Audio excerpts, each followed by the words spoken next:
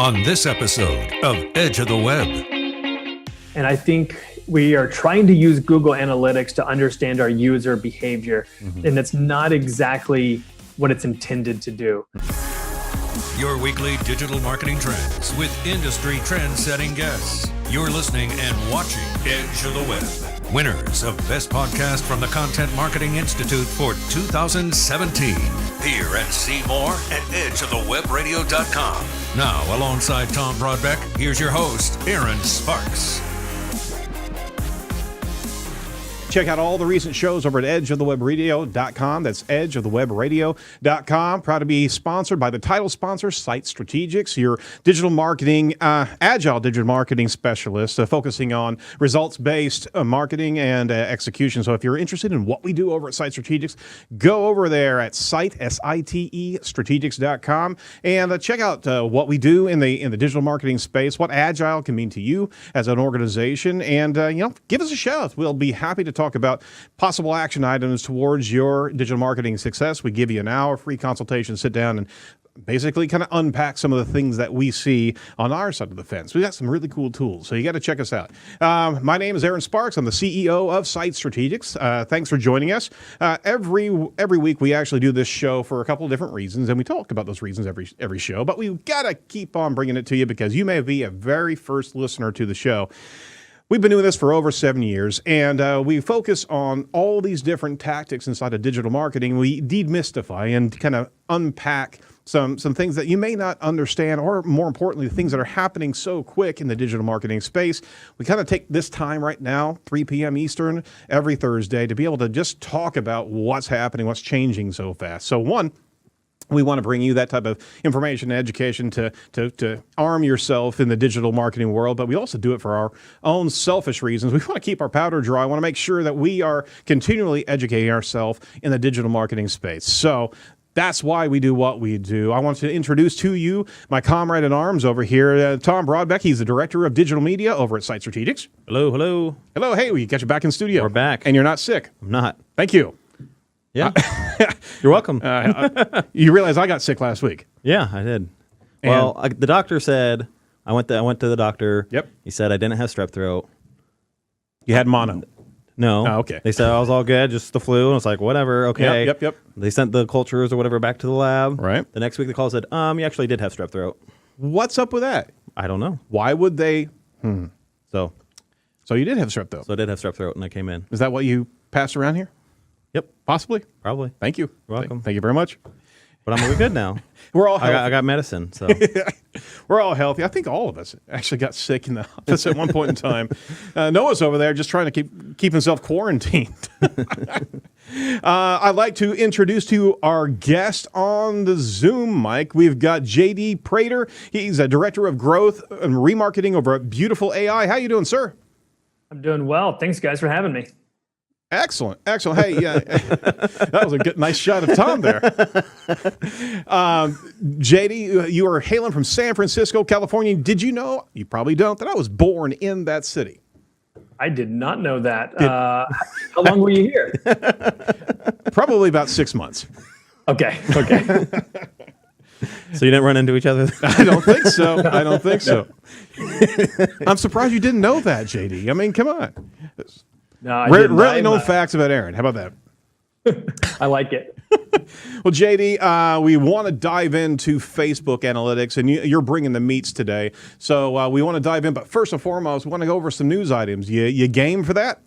Let's do it. All right. So let's dive in right now to everything in the digital marketing news front. Go. I was very excited to start my reportings. This week's trending topics.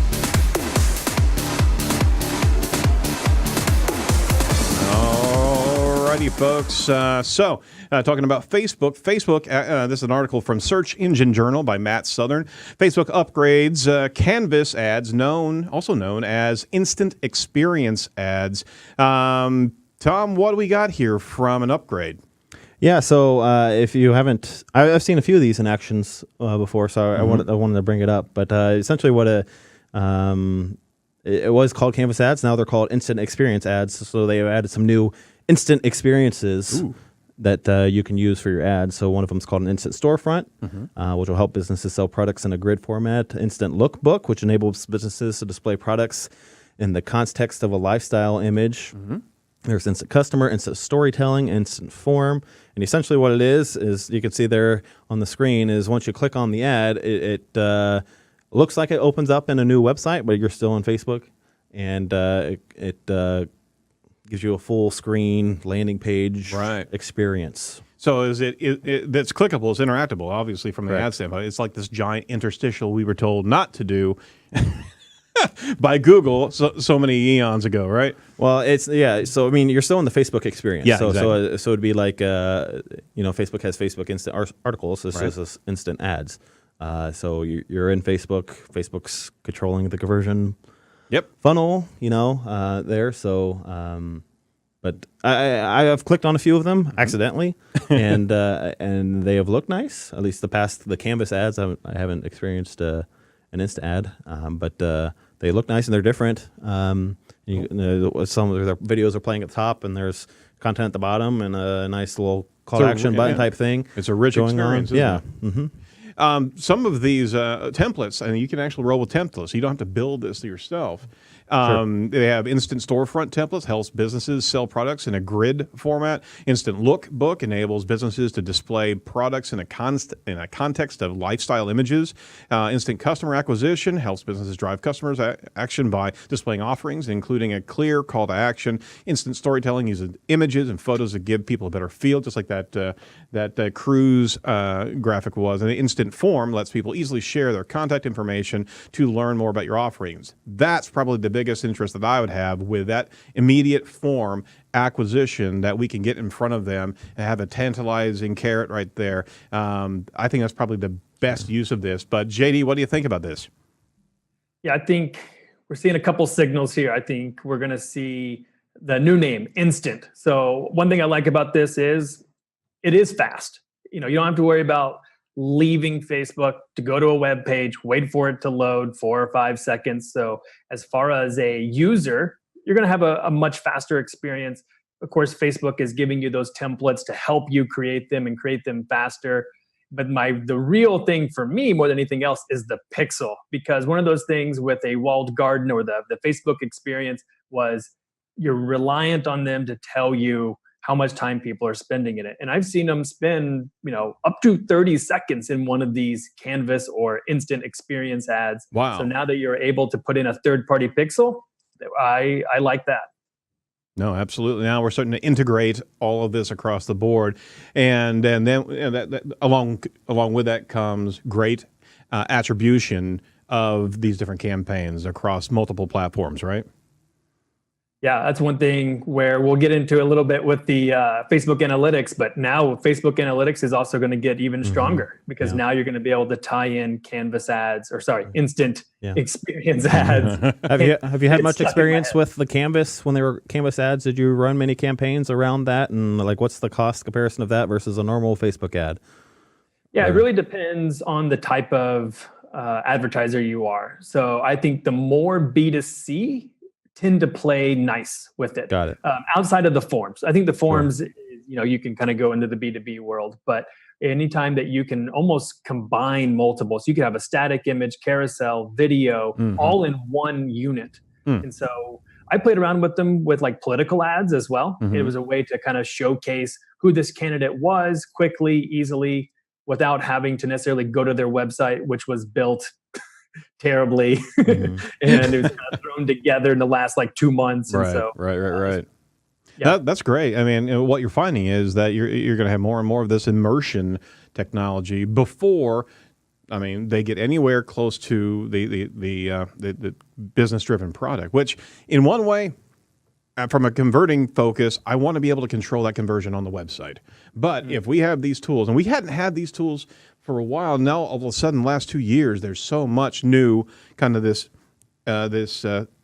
bridge technology that can really enhance the experience as opposed to trying to get them over to the site as quickly as possible, right? We have I had a big difficulty with AMP early on because they took conversion control out of our hands from the aesthetic standpoint, right? Now, Google's kind of doing the same thing to a particular degree on these call to actions on the Google My Business front, but Facebook is taking this seriously, and they're giving us the tools to really have that experience level right there. Yeah, I'm a fan. I think these could work. I do think you'll want to take some time, familiarize yourself with the templates, understand those creative requirements. But the great part is you'll be able to pixel them. You'll be able to pixel within Facebook, and if you wanted to throw in your Google Analytics pixel, you could understand, time on ad. What do you call that? It's not time on site. Yeah. So, and then even within Facebook, you can sit there and create audiences based off people who've opened them and how long they spend. So there is some re-engagement you can help move people down the funnel. Yeah, you're talking meat right there. You're talking sauce for the meat right there. All right. I'm not hungry. I'm just going to start using food analogies. That's always works for me. Over at Search Engine Land from Ginny Marvin. All right. So exact targeting is not exact anymore, folks, on the AdWords front. So if you have a look at the article here over at Search Engine Land, literally what we're talking about here is the latest machine learning powered update gives us close variance on the exact match. So Google's exact match actually has new functionality. It used to be that if you were doing exact match targeting, which is probably the highest level of conversion because you have to match the string of characters explicitly, right? You had to do that, and you had to match exactly what the searcher was querying. Then close variance came into the mix, and that definition has steadily morphed in the past few years. And then they included plurals, misspellings, and other variants. That came in 2014, 2017. Different word order functions took hold, kind of borderline on the phrase match concept. On Thursday, Google announced another change to what they are considered close variants of an exact match keyword to include variations that share the same meaning as keywords, including implied words and paraphrases. Now check this out. The exact words are no longer the sole trigger of the ad to show on exact match keywords. The key, says Google, is the meaning and the intent of the query match against the keyword. So they're actually offering an example, just like we have on screen here. So if you're if you're trying to match Yosemite camping, right, it will now match queries such as Yosemite campground and campsites in Yosemite. All right, so they're taking apart the structure and the rigidity that we had in an exact match, and then giving us additional intent orientation. Now, why the change? Ginny says one is part of the continuum that they've seen over the last several years by increasing reliance on machine learning to understand how queries aligned with keyword intent. Very similar to search intent via the voice search on speakers, right? A benefit to Google here is marketing to marketers will help train the algorithms to understand what is and what isn't a query with matching meaning and intent that they will take action on during the search within the search term reports. So she also is saying the internal data shows that about 15% of daily searches are new. Expanding the realm of exact match keywords, the thinking goes, gives advertisers more opportunity to show their ads for those kind of queries without having to build an exhaustive list of an additional exact match list, which, it's been laborious having to try to figure out all the permutations. Machine learning can help fill in the gaps. Now, here's my 2 cents here. Exact match has been a very high converter, okay? And it gave us explicitly what we were trying to control, okay? Now, we understand permutations and variations here, but isn't this Google trying to get in and actually give you, again, intent, but it's additional spend. It's an additional monetization of those terms. They're opening up that aperture a bit further in. Yeah, it's intent, but it's not what we were doing with the exact match. It could very well be that there was a string of characters for a particular book title, right? And if intent overlays on top of that, we're going to get wider, and we're not trying to get wider with the exact phrase match is what is supposed to be able to perform in that space. All right, JD, I'm done with my rant. What do you think? I'm with you. I agree. It's one of those things where Facebook has given you control, and then they take it away and say, we know better, trust us. And when they've done this, and when we've seen them do this, it's not always true. we look at what they've done with their suggested ads. I think Brad Geddes just came out with a blog not too long ago, and he was showing the performance based off those ads that Google is writing for you. They didn't perform as well. So now they're saying, but hey, guess what? We know that we can match intent based off these keywords. Okay, cool. Don't do it for exact. Do it for phrase. Maybe do it for modified broad. Right. But exact match is my control. It's what I want. And so that's where I struggle with it. I think they're kind of encroaching in the space that we've had full focus and control over. I think it's a money grab, to be honest with you. Forgive me, but I mean, No, I'm with you. I mean, you think about, I think Merkel had a report, talking about search click and, it's going down.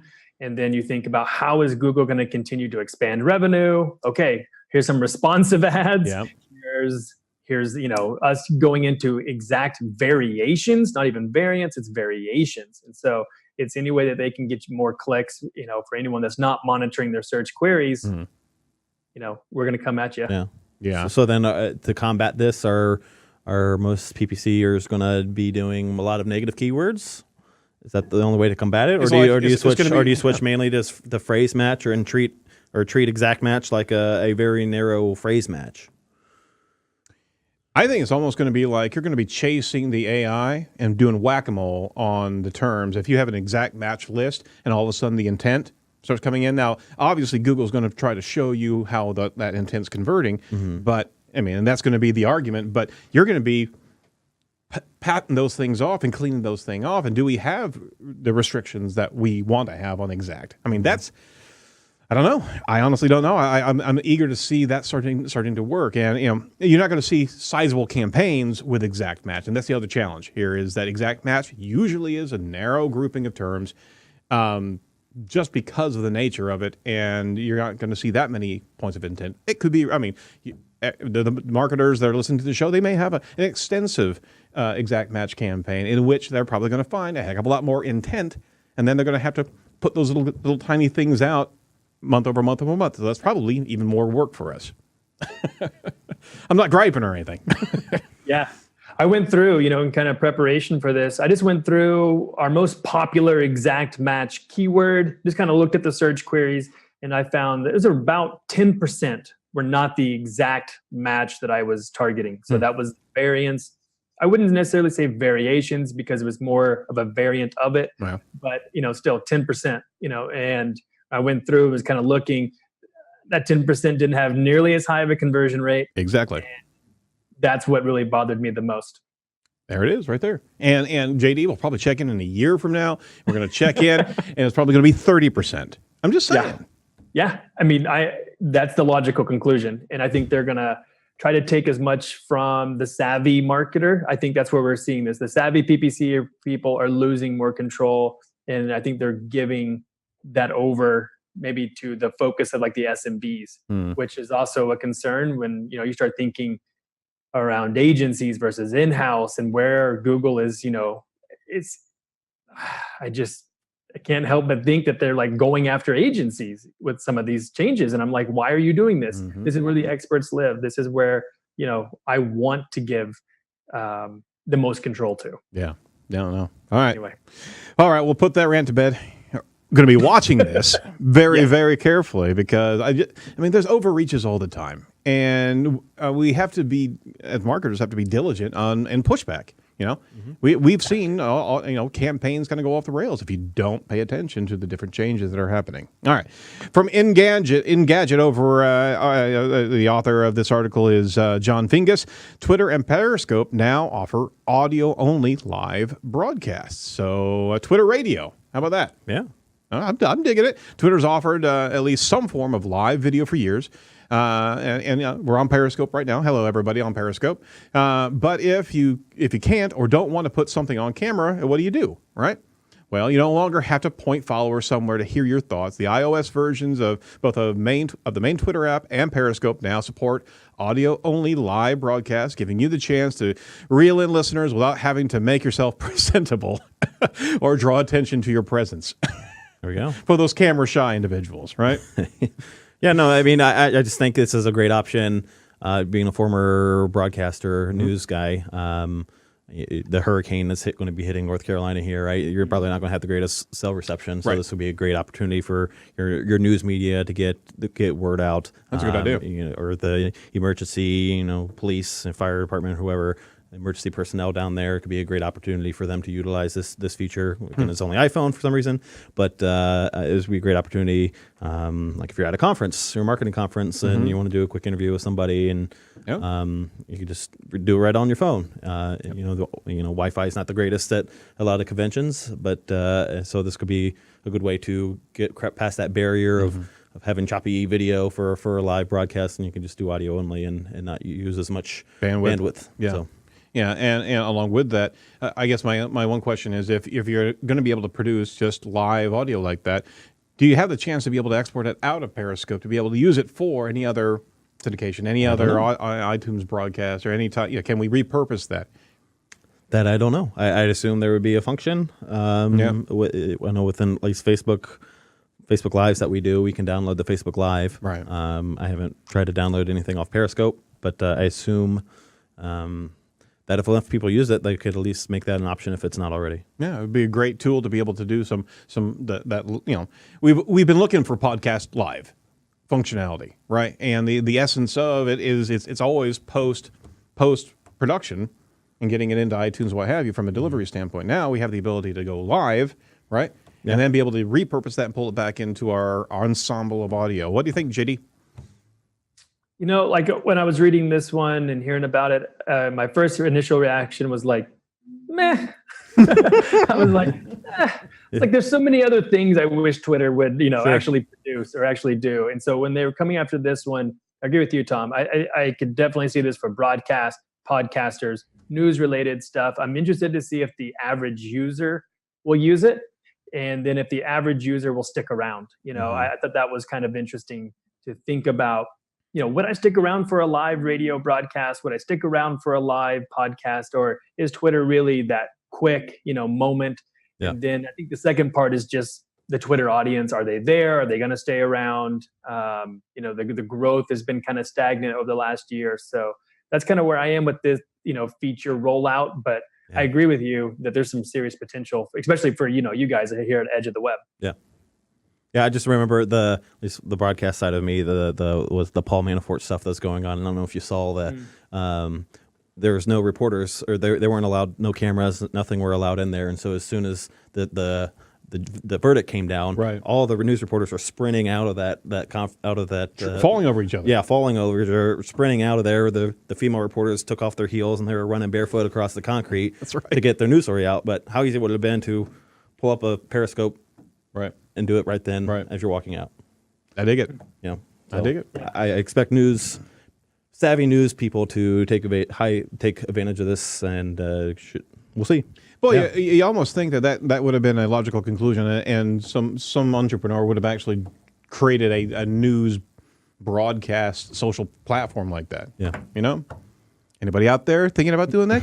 There's an idea. There's your idea for the day.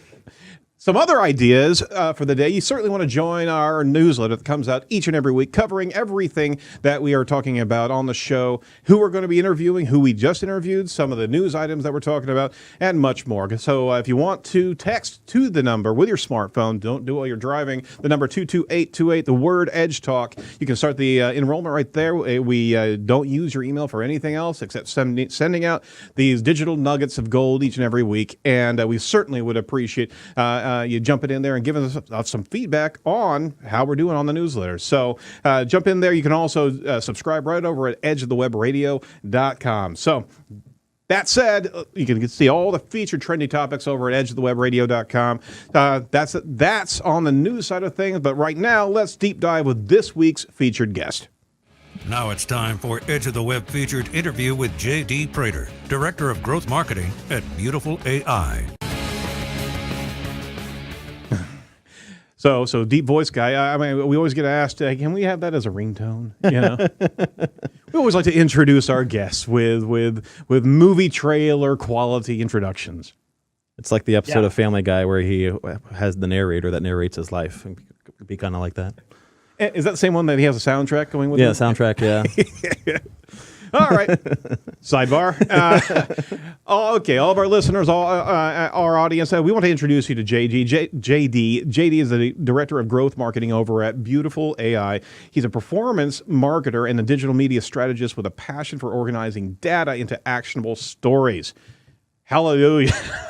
This year, he was actually named a top 10 most influential PPC expert by PPC Hero. Boost to that, man. That's a good accolade. JD, that's the official bio. Why don't you tell us who you are and how you came to be into digital marketing, man? Oh, wow. Yeah, thanks, guys. Going back to the sidebar, I would love if a deep voice guy could just follow me around, introduce me to any room I just walk into. That would be great. No, that would be fun. So yeah, I am JD Prater. So I've been, doing this for almost 10 years now, this like digital marketing stuff, and really kind of just like most of us stumbled in upon it, where I was coming back after finishing my master's and was like, hey, I need a job. I know it was middle recession kind of stuff, took a job within marketing, and was like, hey, new guy, go figure out, Twitter, go figure out what to do with Facebook. And we have this, Google grant that we got because it was a nonprofit. Go figure that out for us. And it became really addictive because you could make a change and get a result. And so it kind of allowed me to do this analytical, but yet kind of do these stories. And so it was a really good mixture of my personality and what I like doing, and have been kind of riding that ever since. Oh, sweet. Well, did you ever mess around with G+? Yeah, of course. Yeah. What I see somebody tweeted today that Google Ads deleted their Google Plus page today. It's like the ultimate burn. Oh my gosh. I think it was Mark Irvine from WordStream, because we're gonna have him on the show in a couple weeks. I think he tweeted that out. That is literally the tombstone on Google Plus. Sorry, oh guys. Man. Oh, I know. Well, if we right before we jump in, if you wouldn't mind indulging us for a quick title sponsorship shout out. Site Strategics is a proud sponsor of Edge of the Web Radio on a regular basis. We really appreciate all the audience and the participation. We want to give back to our audience a special promotion. We provide digital marketing strategies on a regular basis, and we're always asked, what's our digital marketing ROI? I mean, that's really what you're trying to achieve with your digital marketing recipe, right? So, would you like to discover that ROI? No problem. Why not have a second opinion to check out how your investment in marketing is paying off? We're actually offering a 30% off discount on our digital marketing ROI report. We actually learn your digital signals, your strengths, weaknesses, and threats. It covers all aspects of your digital marketing real estate there, from SEO, content, social media, search engine marketing, and we break down all of that into an understanding of we review the product, review the different areas that you're broadcasting from. We also look into conversion analysis and seeing how your conversions are paying off to the ultimate ROI. We also check out some gap analysis between you and the competition. So go over to edgeofthewebradio.com/ROI. Jump in there. There's no obligation. Just check it out.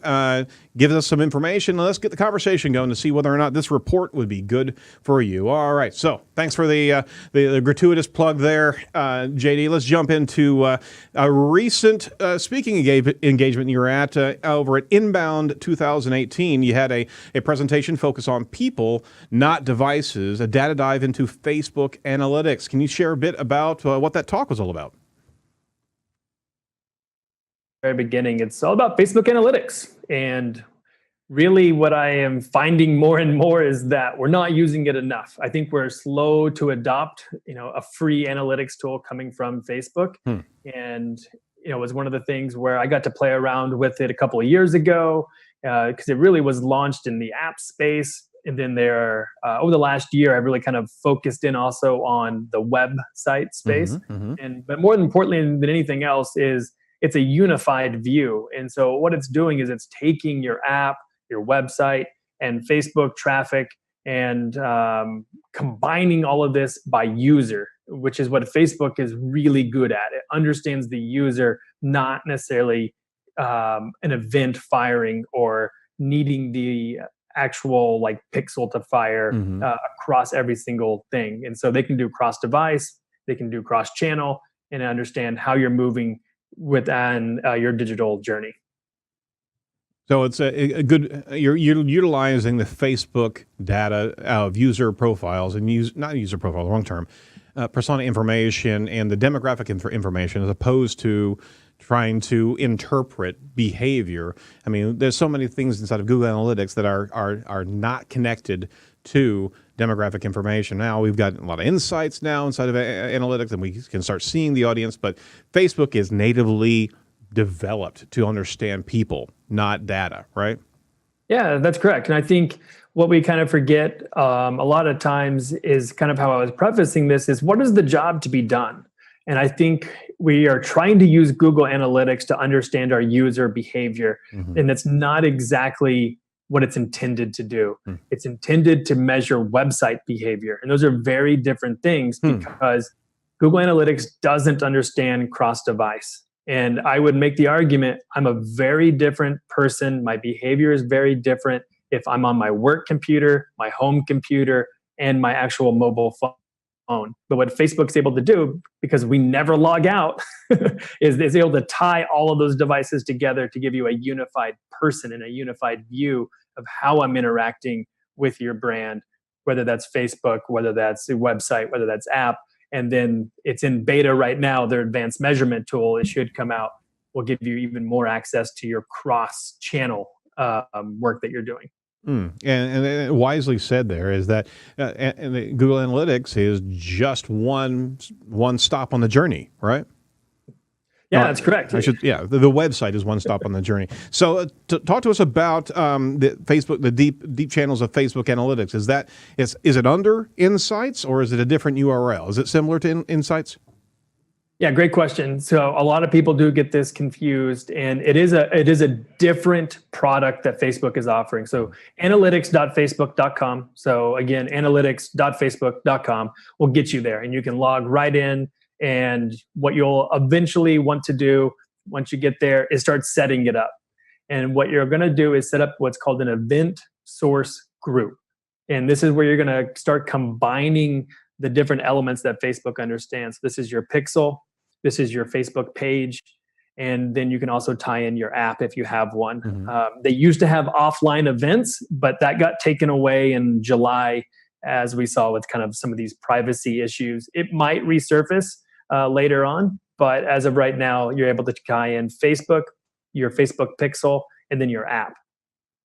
Okay. Do you need a minimum number of followers to be able to start getting data? Yeah, the page stuff can be a little tricky. So I can't find anything that says explicitly how small, but looking at most of Facebook's audience sizes, I'm going to say at least 1,000 followers. Realistically, probably 10,000. That's well, right there. That's a big big step up to be able to take advantage of that. So you got to be big enough to ride the ride here at 10,000. Is that what you're saying? Yeah, and that'll give you that organic view of what you're posting on Facebook organic. So that's what's going to really help you as a business understand, is Facebook organic converting? Is Facebook organic worth it? Yeah. That's a real contentious debate. I love that debate. But now one thing I also forgot to mention is that this will also pull in Instagram and Messenger. So you'll be able to understand all of those channels. When I say Facebook, I mean all of those because they own them. Yeah. But for listening, Instagram and Messenger are also included. Yeah. So when I saw you were talking about, I hadn't even heard of Facebook Analytics before. So I Googled it real quick and saw the URL and everything. So I set it up for Edge of the Web. Does it, once you set it up, does it start tracking right then, or does it backfill?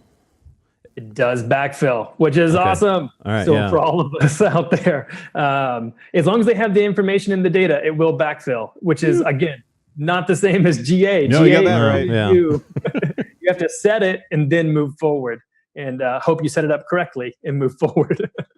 Yeah, so it looks like there's a bunch of different sections within there. What I mean, we don't have the 10,000 limit. within Facebook like you were saying. So what looks like there's like a funnel section and a cohort section. Is like you need to create these. So why do you want to create them, and what do you need to do when you're creating these different sections? Yeah, so we can kind of like run through them.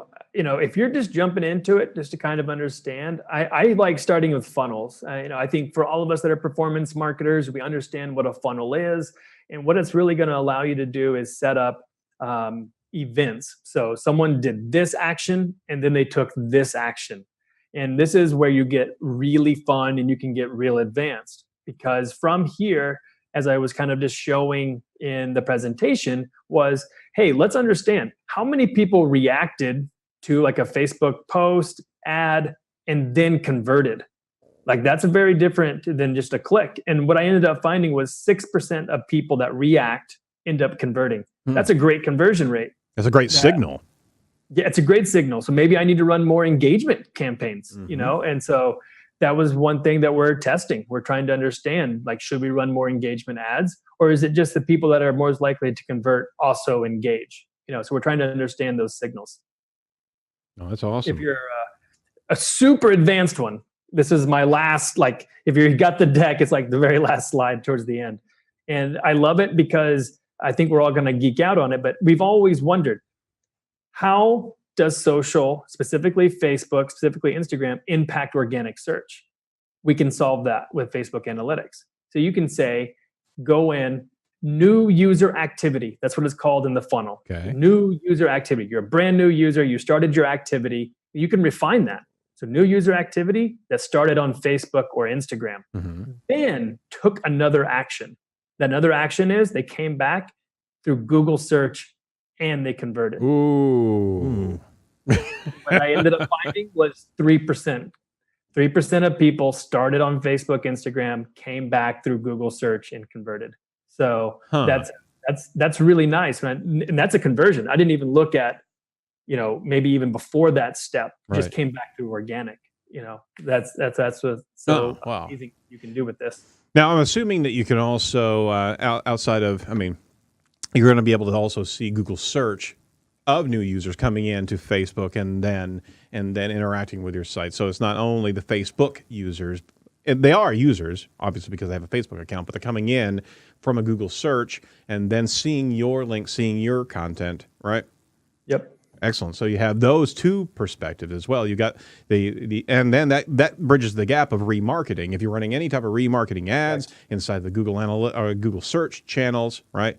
And you're tying in same messaging from your Facebook ads coming around, now you have that equation that has been somewhat elusive in a couple steps. Now you're actually bringing it all to the table. Is that you now see your composite, so to speak, right?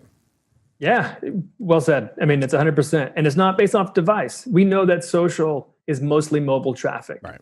Go look at Facebook's Q2 earnings, 91% was from mobile. That's huge. So I'm driving all of this mobile traffic, but then you might come back and convert on desktop. And in GA, they don't know that. You're just not the same. You haven't logged in, so they can't understand, because they're really fingerprinting that device, and that's how they're cooking it. Now with Facebook Analytics, we can actually understand the user who's moving between devices and how they're converting. So it's really powerful. Now, okay, I got another question. Now I'm really geeking out. Sorry. Yeah. So we can do direct marketing inside of Facebook with email lists. Yep. Okay. Now, correct me if I'm wrong. I'm kind of going through the logic here. If you can market to that individual, and then you can also see them come back around on a Google search from a level of anonymity, you can connect the dots if you have a particular unique ID that you're actually sending that ad to. Right, so you can see that user, that individual user, coming back around on a Google search to be able to convert or come back in, right?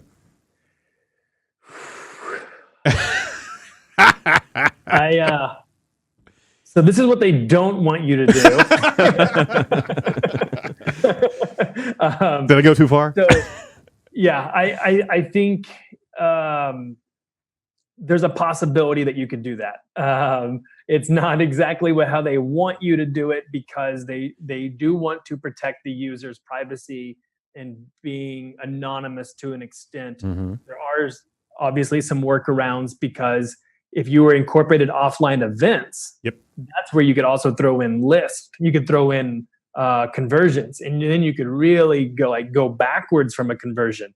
That was, you could get really cool. And then another thing that they deprecated back in April, you could actually create audiences based off all this stuff. And that's what was super powerful. And they took away, after Cambridge Analytica. They may bring it back, but not if you're able to track down to the user.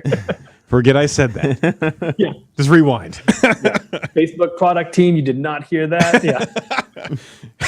Funny, we're actually streaming on Facebook. They're probably listening. All right. Hey, you said there was 5 ways that Facebook Analytics beats Google Analytics. Can you break those down for us real quick?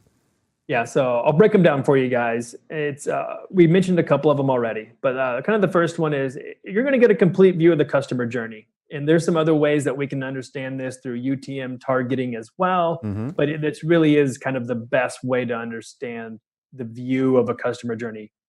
Another step further, you're going to be able to understand that behavior of the journey across device, across channel, which is really nice because now you're going to have a unified audience. So number 3, a unified audience across website, app, Facebook, Messenger, Instagram, right? Into one global view. And then that fourth part is really kind of understanding, now that we understand the journey, we're able to do it across device and channel. We have one audience. Now we can measure actions and those sequence of actions that are leading to that conversion or even post-conversion. And then the last part of that is Facebook Analytics it's currently, I think, in beta, and I'm seeing it roll out more with is these audience insights. So they're actually able to give you and detect anomalies very similar to what Google Analytics does, but it's really based off the user, and it is really, really granular that you can then understand audience segments performance. So it's kind of cool. Those are the top 5 jobs that I say Facebook Analytics, it does better than GA. So if you're wanting to really understand any of those 5 things, I would definitely check out Facebook Analytics. Absolutely. I mean, what you're talking about is apples and oranges based on the platform. Google will never be, well, I can't say never, right? But Google does not give us that depth of that user information, that user knowledge, that behavioral knowledge. It's in its own space, and we can certainly remarket and retag and get people coming back to the web space. But you're equating a whole nother level of behavior and insight from Facebook that Google doesn't have readily available. That's, I mean, it's truly a different space, and it's great to be able to see that level of maturity in the Facebook on the Facebook side, because it was sorely needed. Yeah, I agree, and it's really powerful. I mean, I think for a lot of us that have maybe U.S. clients or are really based here in the U.S., I think we're gonna see the best analytics from this. Outside of the U.S., we know it's growing. It's obvious that Facebook, like 2 billion people now. But if you're worried about international, audiences or companies, it's going to be pretty good. But here in the U.S., where most of us are really kind of focused on, you're going to see a pretty good. Most people here are on Facebook or Instagram or Messenger or have been pixeled because most of us have installed the Pixel. Facebook knows who you are. Let's put it that way. It's like a verb. Have you been pixeled? Have you been pixeled? Yeah. I think we all have multiple times. We just don't know about it. So how do you tie Facebook activity to revenue within Facebook Analytics? Yeah, this is one. So again, log into Facebook Analytics. You've set up your event source group. And what that one to, let me give you one quick caveat. When you're creating event source group, create a couple.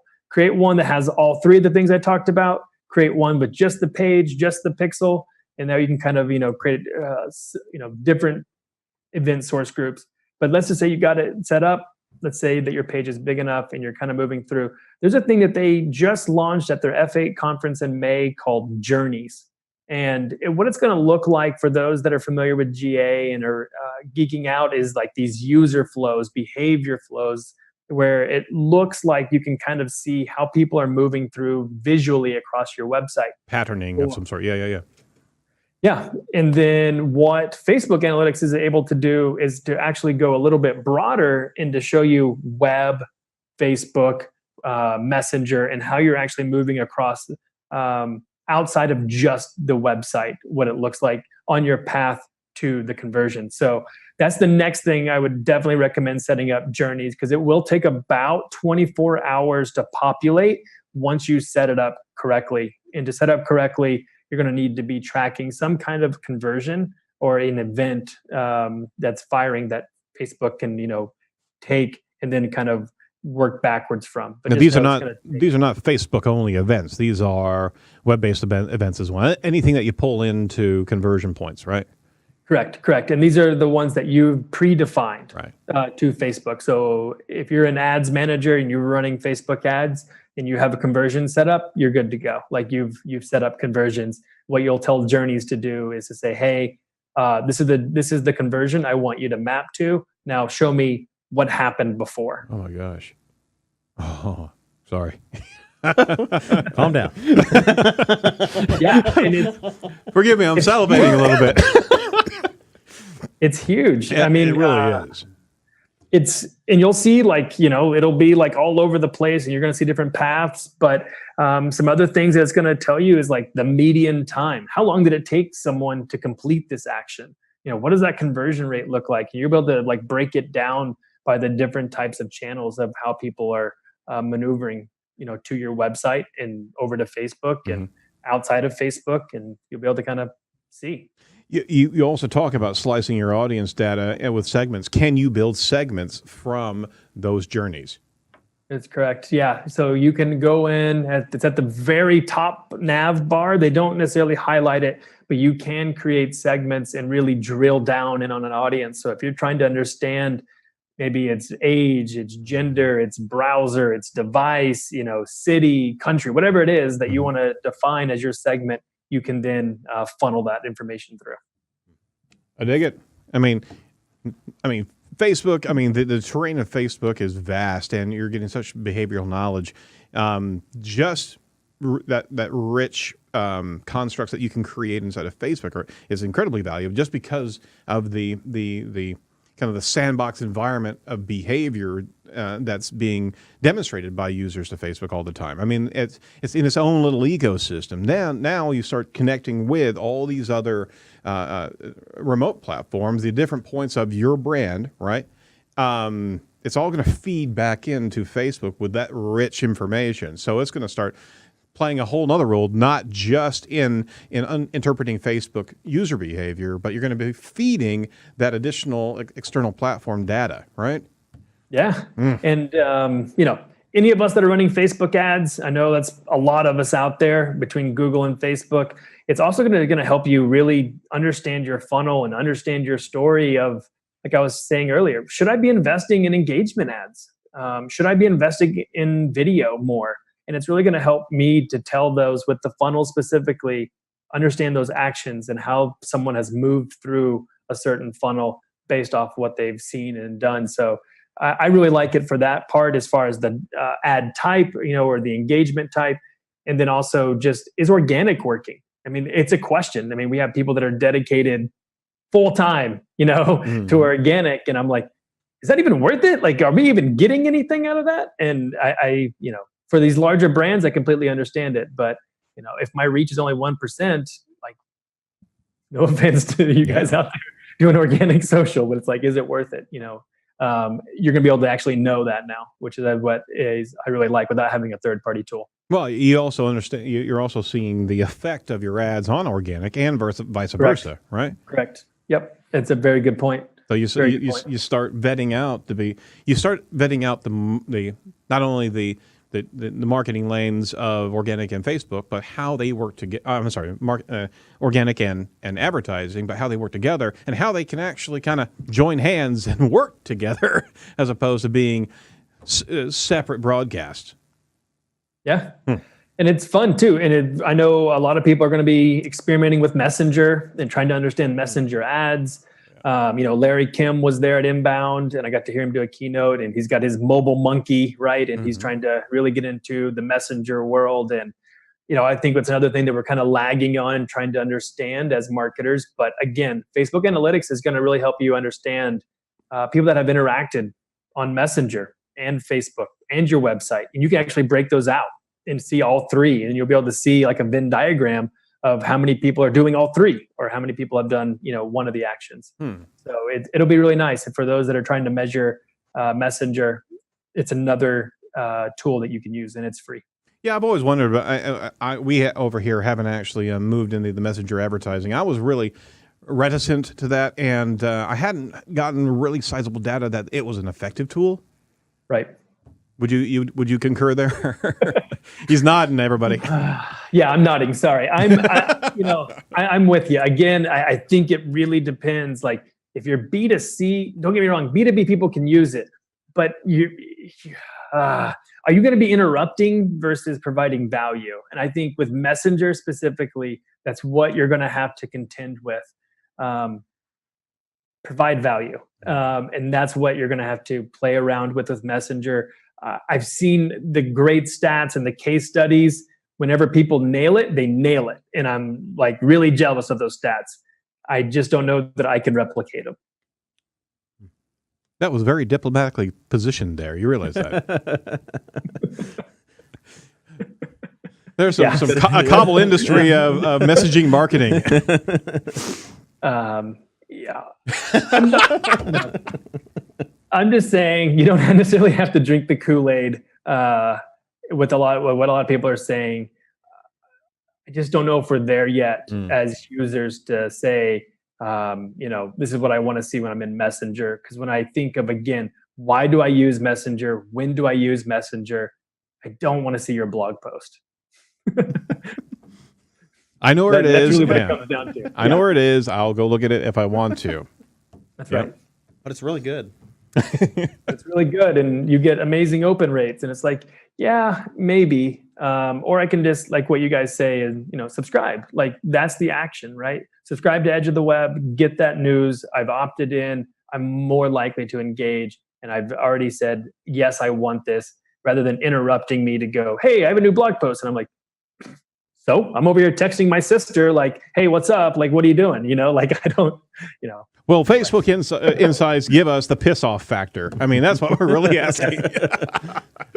Yes. I mean, people have their guards up, and it's getting more, in my opinion, when I think about behavior. I mean, your guard is going up when you're on Facebook of what am I seeing? Yeah. I think I just saw Pew put out a really great doc that was talking about their study that people still get their news from social, but even more now moving forward, it's people don't know if it's true or not. They're doubting what they're seeing. They don't know, and you're like, come on, like New York Times is usually pretty accurate. You know what I mean? Like there's an extent, if you've never heard of, I don't know, like Edge Times of Indianapolis, like, yeah, sure. I don't know what that is either. I probably wouldn't trust that either, but anyway. No worries. Logic. Logic. Hey, any final thoughts about the Facebook Insights? I know this. I mean, there is a particular threshold of utilization, and I mean, larger brands are going to be able to benefit from this. Sorry for SMBs and what have you, but I mean, do you think they're going to? Let me ask you this: do you think they're going to launch a Insights or an Analytics, I should say, Express for smaller bandwidth clients? I wouldn't put it past them, and so one caveat I was telling everyone at the conference was everything that I told you is true today. I can't promise it'll be true in 2 months from now because it's Facebook. So with Facebook, they could take away some of this stuff. They could add more to it. I've definitely seen them going after SMBs and making it easier for SMBs. So I have no doubt that they're going to be providing more insights, more analytics to make it easier for SMBs to understand how their time and how their spend is performing across the Facebook family. Yeah, I mean, literally it's changing. I mean, overnight they'll throw something new in there. Yep. We appreciate the insights on Facebook Analytics, and we've never had that conversation, and it's new frontier for a lot of measurements, and it really does give a much larger picture of what's happening from your user base. Be able to have that knowledge of how that user is interacting with your different disparate spaces in which you got to cultivate that conversion. So that's great. You really should be, if you're a brand, truly advertising in Facebook and have that customer loyalty. You should be armed with Facebook Analytics and Google Analytics hand in hand, right?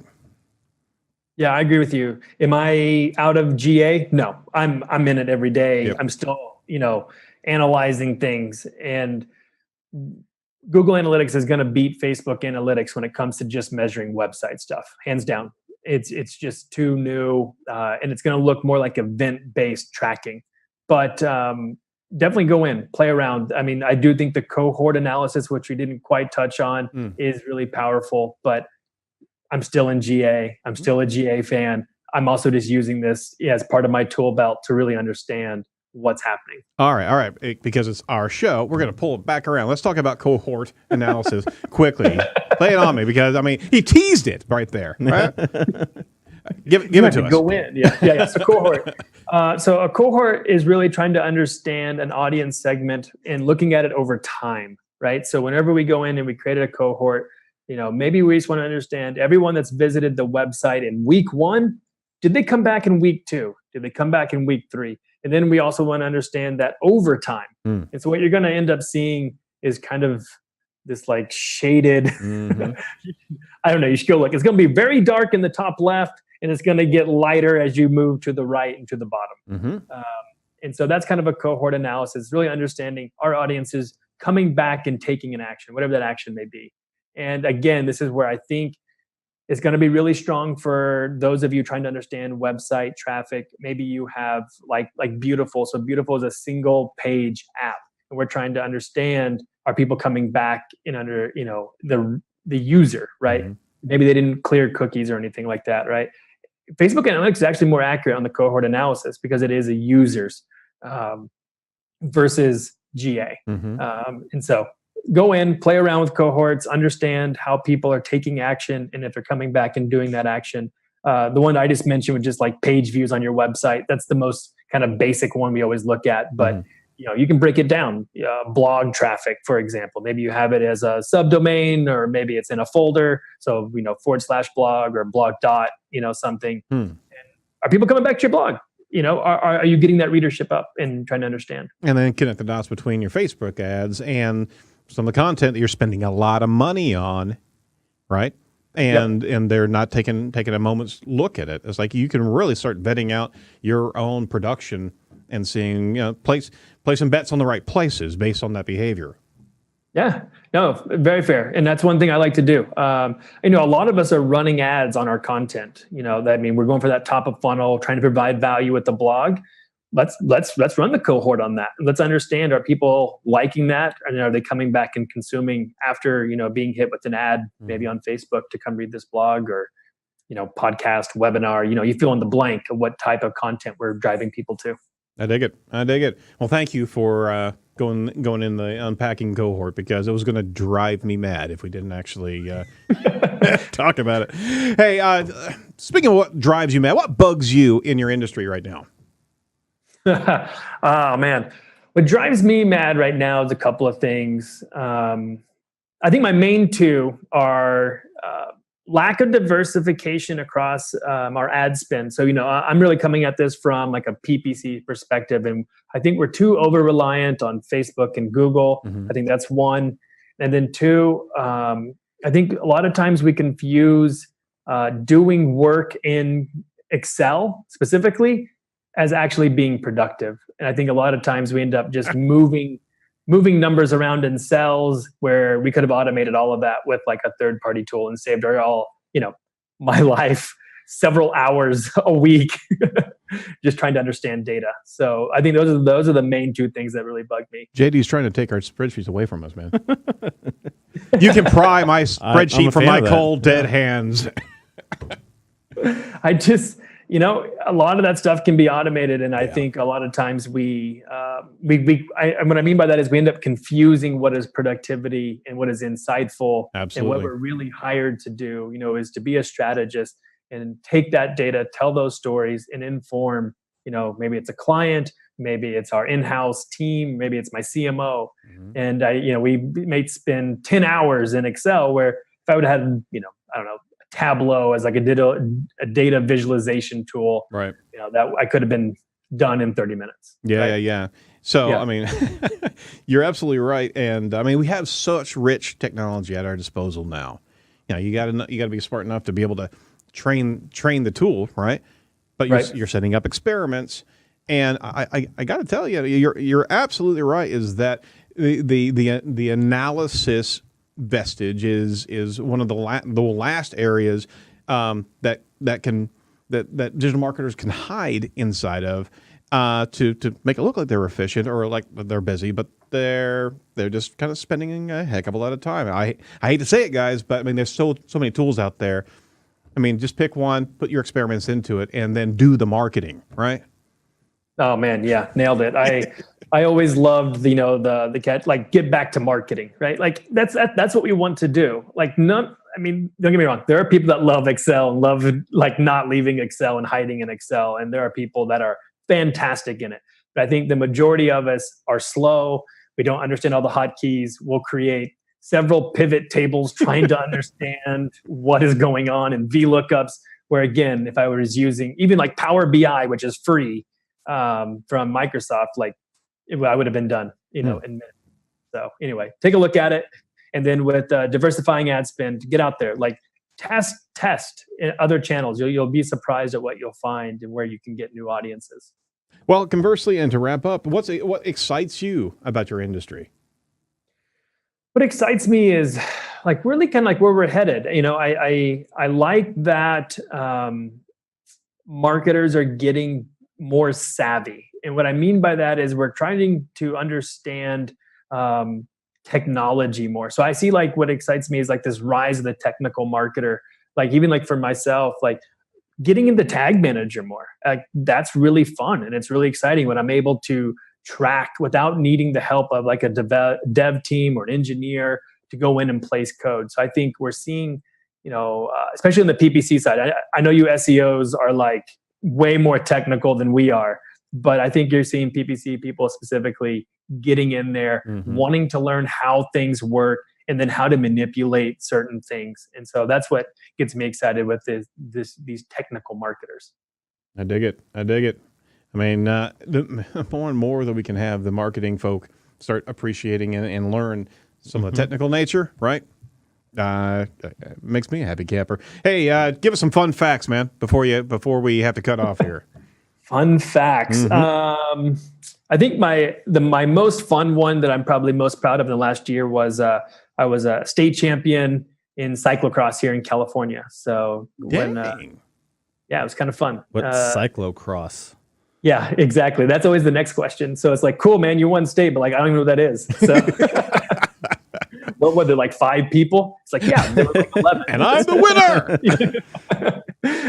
So it's like a mixture. So you got road racing and you got mountain biking. If you were to combine those two together, you would have cyclocross. So the season just kicked off here 2 weeks ago, and it'll run through January. So what kind of tires do you use for that?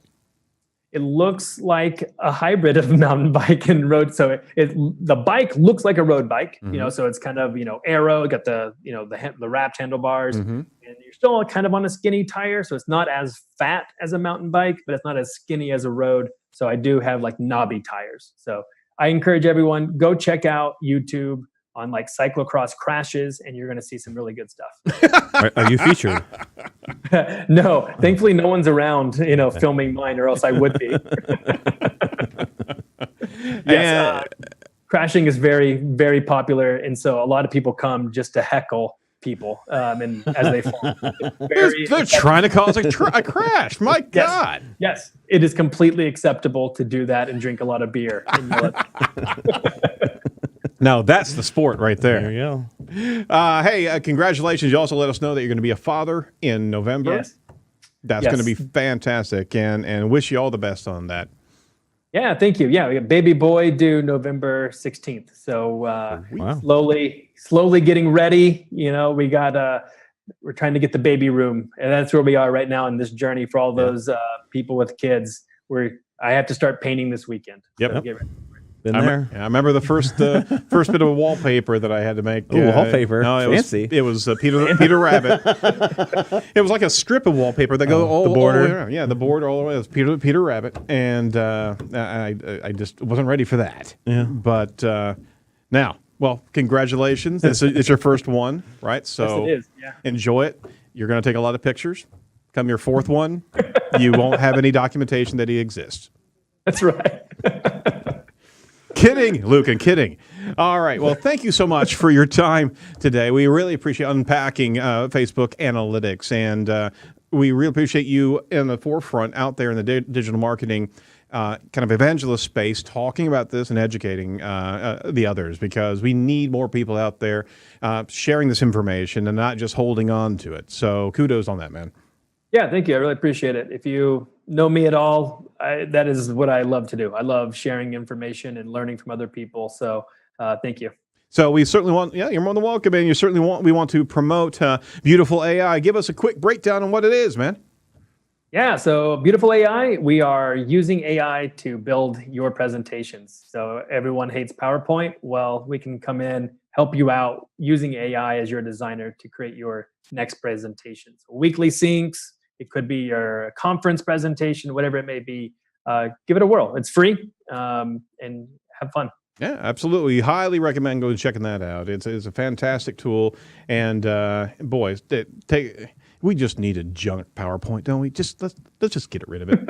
All as a society, let's just move away, please. Enough of the bouncing icons, all right? So, yeah, check it out, Beautiful AI. It's free, and it's great for beautiful presentations in less time. All right, cool. So we certainly want our audience to go check out and follow JD Prater at JD Prater on Twitter, as well as over on LinkedIn.